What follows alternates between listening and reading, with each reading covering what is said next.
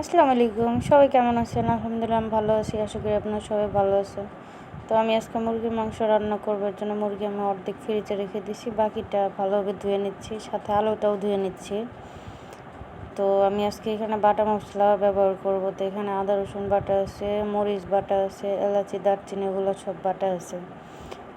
তো এখানে আমি লবণ দিয়ে হলুদ দিয়ে সব কিছু নিয়ে ভালোভাবে নেড়ে চেড়ে নিচ্ছি।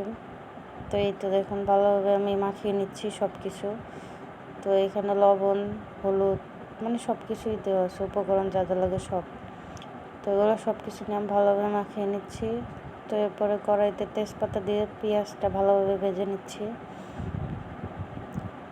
তো পেঁয়াজটা ভালোভাবে ভাজা হয়ে গেলে আমি এখানে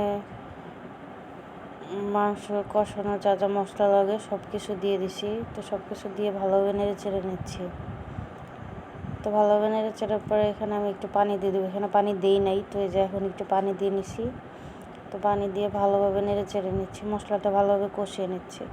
আমি আসলে মশলাটা একটু বেশি কষিয়ে নিই, না হলে আমার কাছে রান্নাটা মজা লাগে না।